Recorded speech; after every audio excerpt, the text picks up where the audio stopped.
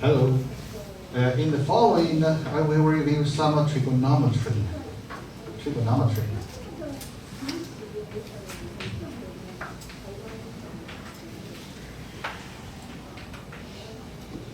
Trigonometry. Because trigonometric functions are important for us in the future. So I would like to take some time to review this topic. 就三角学啊，在未来经常会用到，所以我要花点时间复习一下。First, we notice that any two circles are similar. So if the circumference is small, the diameter is also small. If the circumference is large, then its diameter is also large. Then its ratio is the same because these two shapes are same, only differ by its size. So suppose the circumference is S and the diameter is D, or the radius R, then S over the diameter is a constant. This one is then defined to be pi. Okay, defined to be pi. According to this definition, we certainly have the formula for circumference of a circle is 2 pi r. And pi seems somewhat greater than the number 3. If we subdivide the circle into 6 equal size sectors, then we have 6 equilateral triangles. I don't know how to say triangles. Their sides are have the same size. Equilateral. Oh, okay. Equilateral. 两边三角形 equilateral. So the S, suppose the radius is 1, and this is 1. And this arc, the length of this arc is greater than 1 because the distance between 2 points is the length of the line segment with endpoints of these 2 points. So S is greater than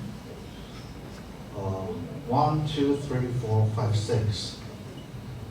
And the diameter equals 2. So pi equals S over 2r is greater than 6 over 2. At least 3. In fact, this ratio is greater than 3. I think almost all of you know pi approximately equals 3.14. Okay, this is the famous ratio. According to this definition, we can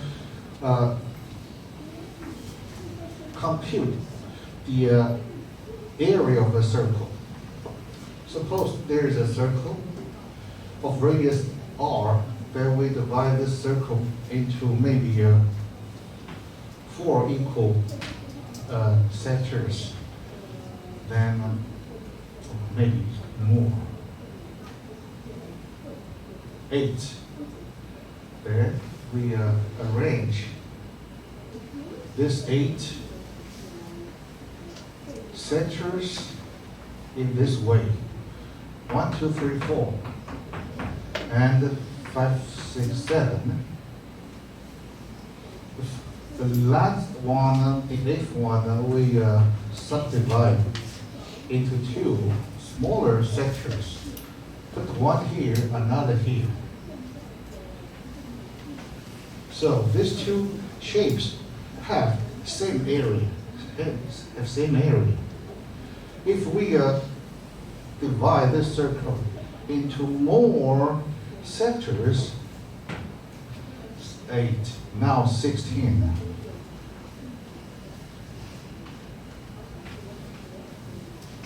Again, 1, 2, 3, 4, 5, 6, 7, 8.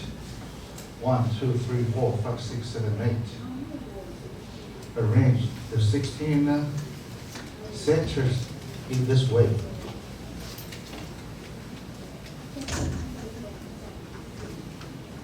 One, two, three, four, 5, 6, 7. 1, 2, 3, 4, 5, 6, 7. And the last one again, subdivide into smaller and put the last two smaller sectors here and here. Then these two shapes again have same area. Continue in this way, so the limit process involved. Continue in this way. Eventually we have a hall. Many. This is lower part. Okay. So now this is not a straight line.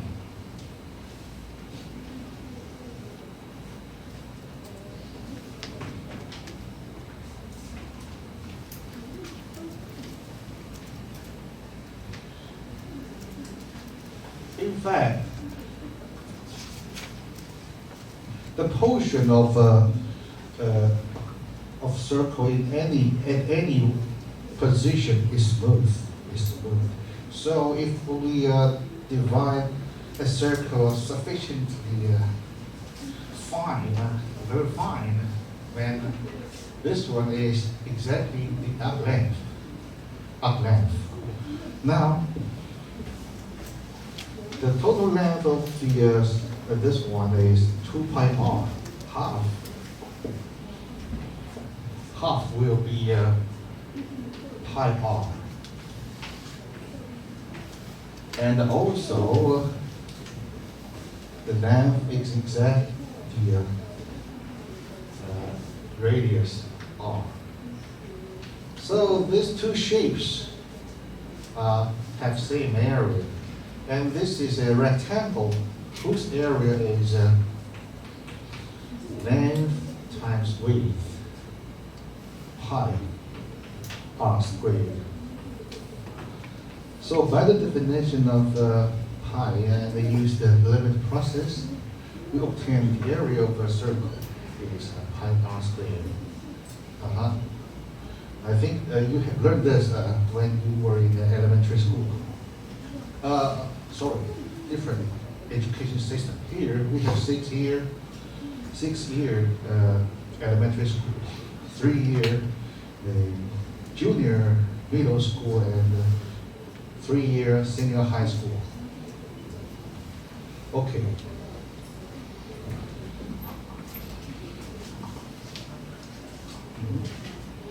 Oh, take a picture, sure, why not?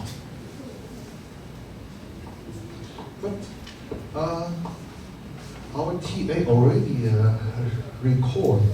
She is recording, no problem.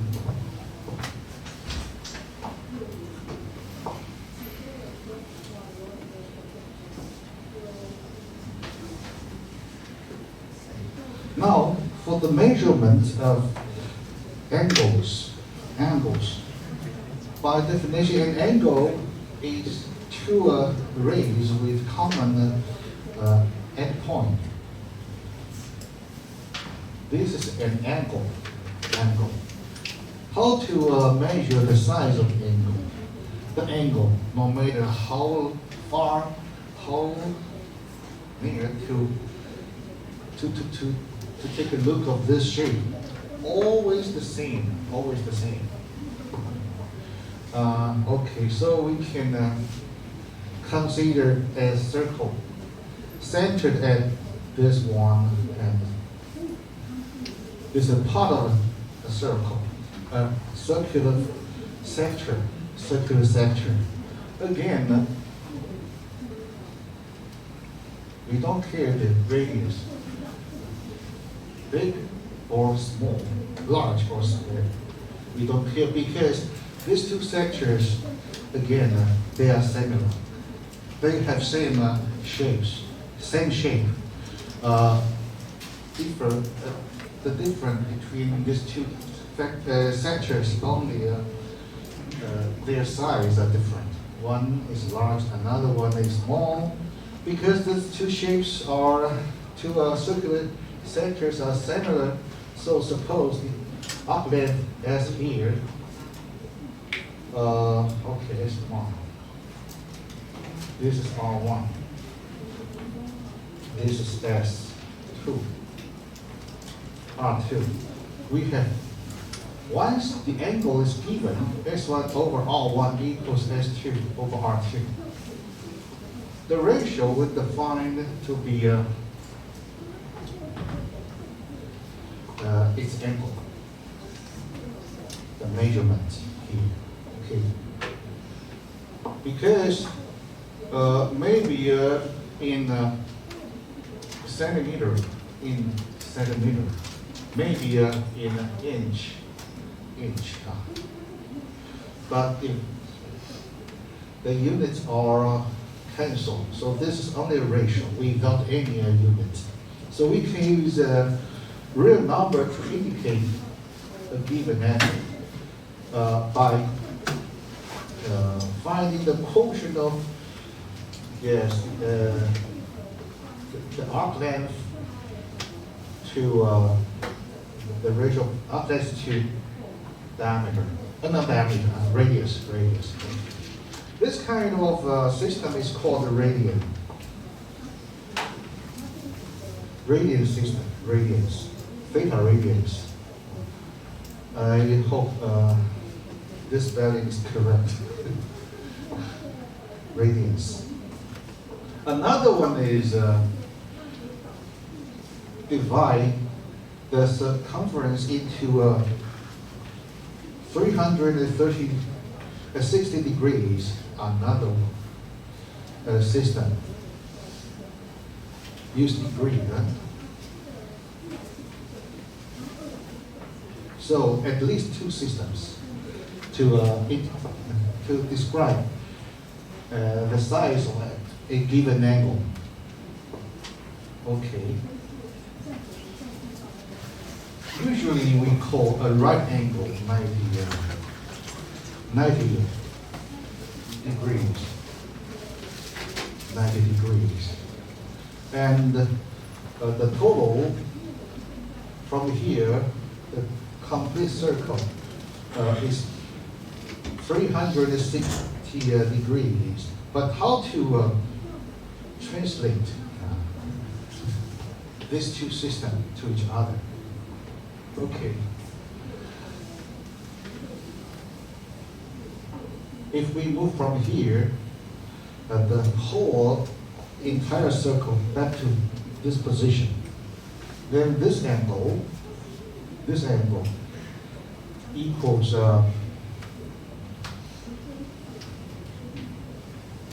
equivalent to the length here is suppose the radius r 2 pi r.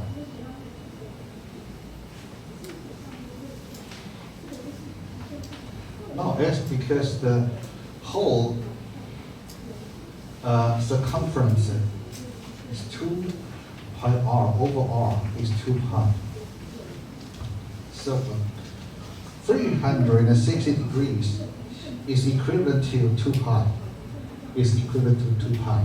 Okay? Mm-hmm.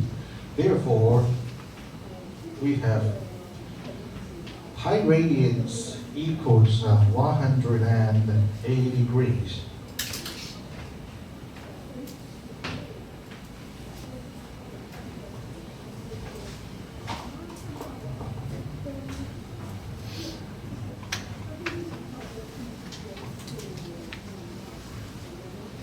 Maybe because the size of the circular sector doesn't matter. Doesn't matter. So we consider without laws of generating, put R equals 1. If we put R equals 1, then we have some geometric interpretation.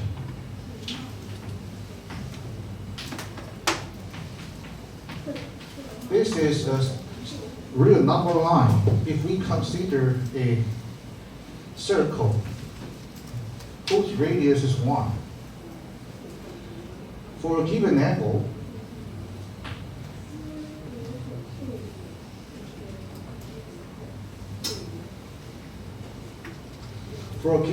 if this is 1, R equals 1. If R equals 1, then S over R is exactly S. So the length of this arc is exactly the radius measurement of this angle. Okay? So theta is a ratio, but now when R equals 1, we can read from this picture, this diagram here. The length of this one is exactly, if this length here is S, then this is S, because theta equals S over 1. Okay? Therefore, if we put the number line vertically, and